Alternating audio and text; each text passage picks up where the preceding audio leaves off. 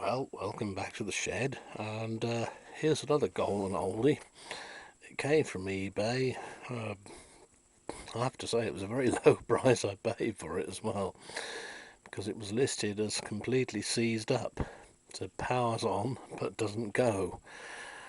So thoughts turned to perhaps 40-year-old grease gunging up the works.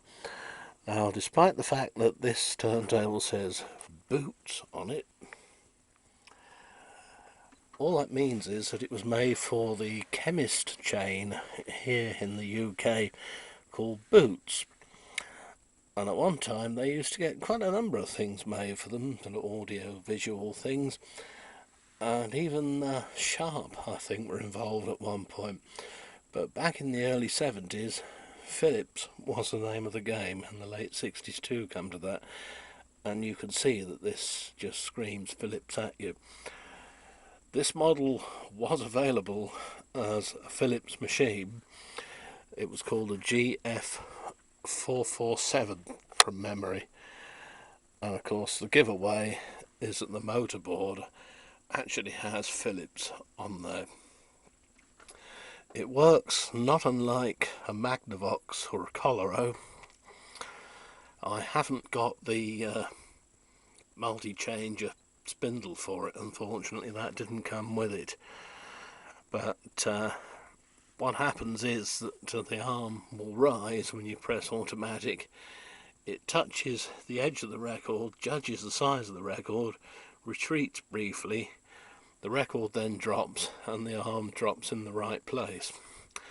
So you start off with larger diameter records first if you're going to play different diameter ones. But after a little bit of oiling and greasing of one or two components of the drivetrain, this thing works surprisingly well. It has the usual, as you would expect, plug-in Philips head shell. This one is called a GP300, and I think probably is a high output version of the GP205. There's only controls for tone, balance and volume on this, and I got this because I have a set of speakers that fit it, a spare set. I do have one of these myself. I've had it for years and years and years, ever since I was a kid. So, and it comes with the speakers and the lid and everything else, and the auto changer spindle, and is still fine and dandy, thank you. But it's always nice to have another. This one, you can see there, says made in Holland. Well, Holland wasn't the only place that record players built by Philips were made. Many were made in France, some in Germany, and so there you are. They had quite a Catholic taste in where they constructed them. But these automatic changer boards, as far as I know, they were all made in France, in Holland, like this, shall I say. Anyway, let's see what it sounds like. Enough of me waffling on. We'll see if I can lower the arm down.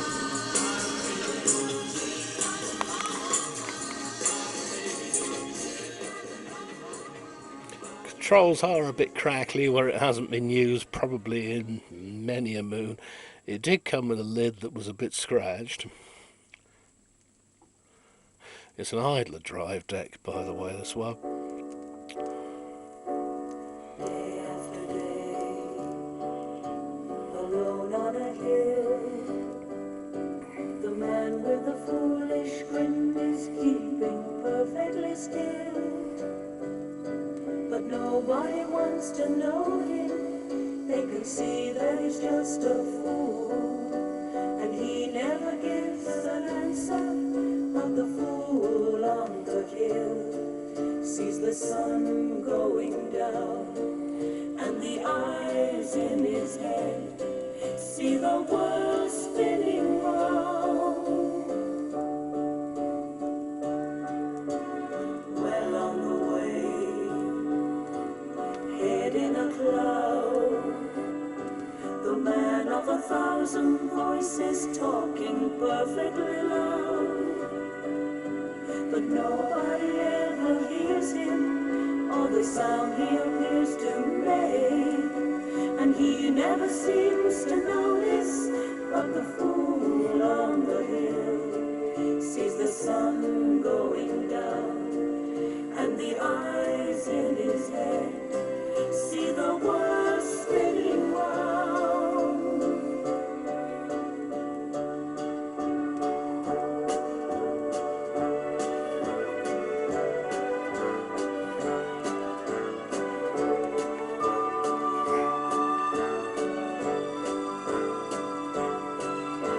And nobody seems to like him. They can tell what he wants to do, and he never shows his feelings.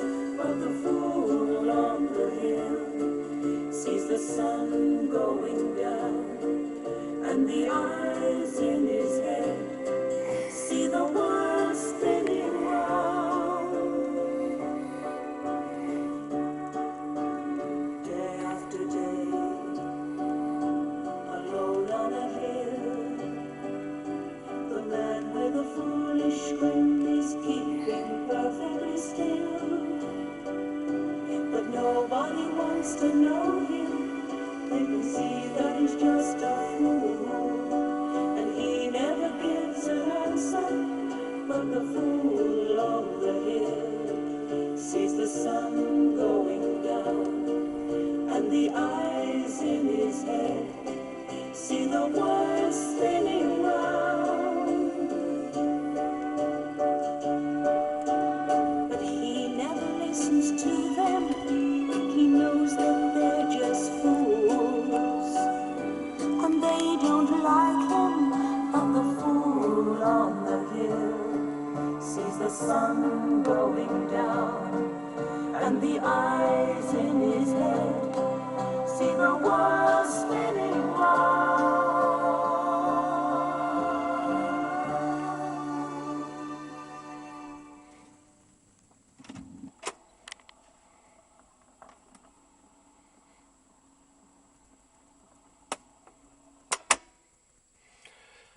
It was seen as an automatic mute in there because you don't hear the record slowing down before it lifts the tone up. Nice touch. I believe these motorboards were used in many other players, some of them quite high-end as it goes, but an unusual survivor, this one. It's still got the clips this side that retain the speakers to it. As you can see, it's in a bit of a state. It's obviously been in somebody's attic or whatever for some years, but it hasn't got the little clips this side.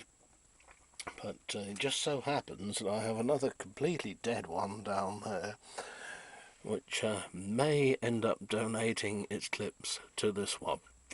Anyway, I hope you like this funny old crock. No, I don't mean me, I mean the machine, and see you soon.